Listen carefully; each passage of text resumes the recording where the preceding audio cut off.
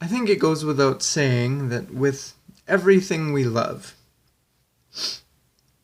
the longer they're around, the longer they go, be it through sequels, reboots, spin-offs, you get the idea. The less likely it becomes that all of their installments will be bangers. Every franchise out there, at one point or another, will suffer a misstep of some degree.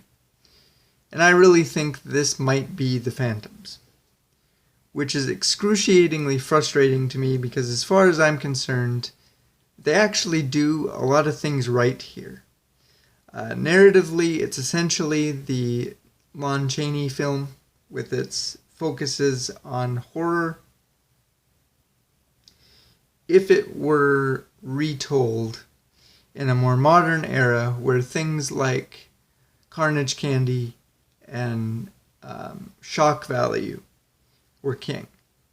I mean, you've got the obsessive master-apprentice relationship. You've got the love triangle structure in place. There's the masquerade sequences with the Red Death costume. Essentially, all the important things you need to make a decent Phantom story.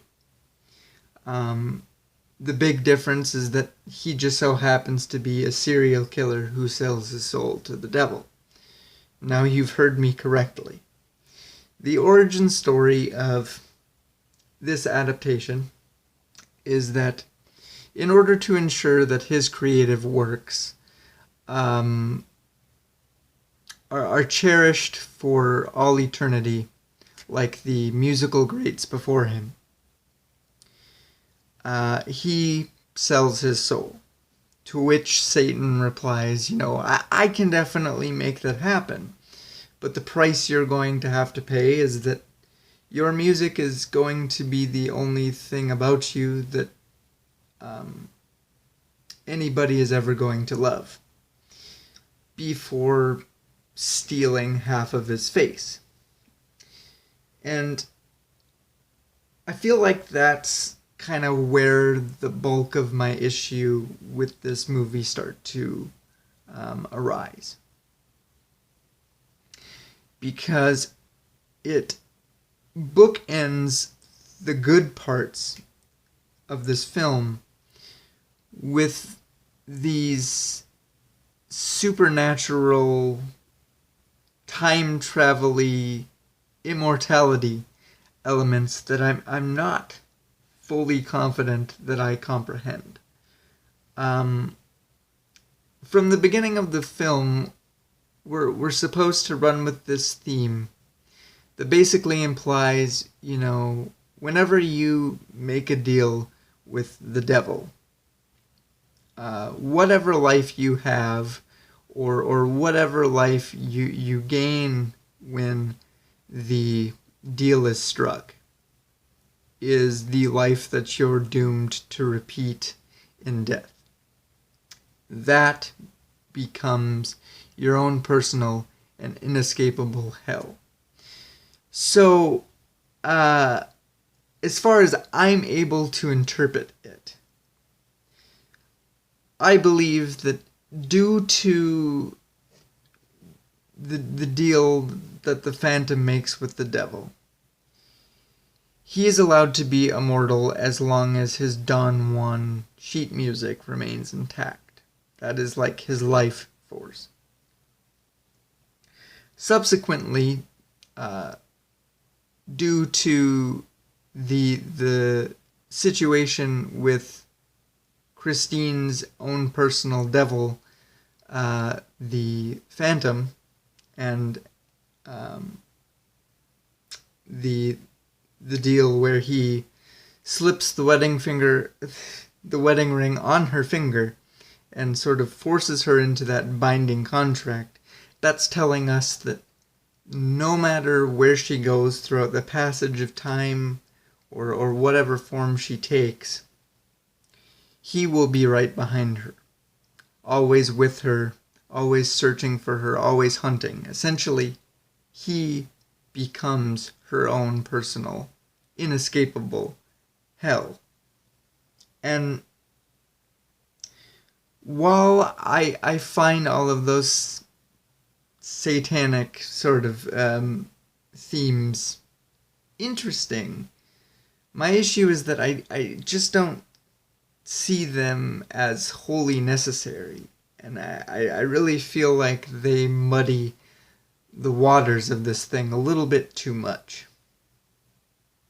You know, if it were up to me, what I would do with that is instead of having that be the actual origin story of the Phantom, why not treat it like the legend or the mythos of the character? Why not make that the way that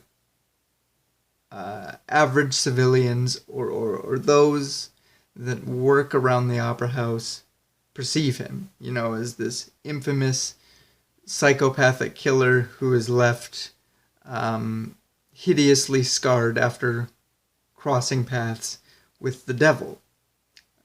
That would be an effective way to build the Phantom up as this scary, villainous character. Meanwhile, you can just set the story in the time period that it's meant to be set in, and you can tell the story that you have to tell, and you get out, and it stays very, very simple. Now, with all that being said, I still don't think that it's a bad movie. You know, as I referred to earlier, there's a lot that I enjoyed about it. I've seen this movie a handful of times now, and I think it's one that I would certainly go back to if a very specific mood struck.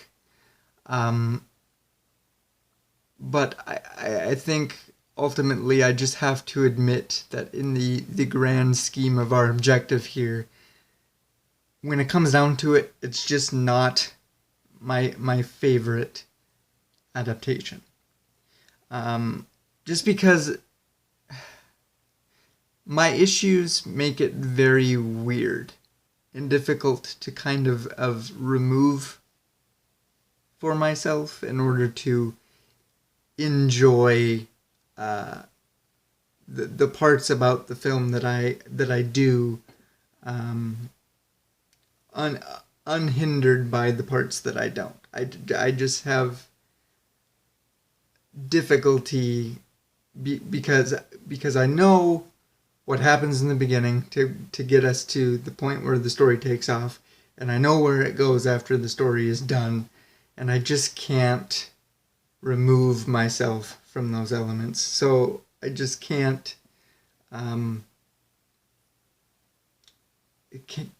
convince myself to rate this one any higher than that. But ultimately, I think that's going to wrap this review up, you guys. So until the next one, be good to one another, and we'll see you there.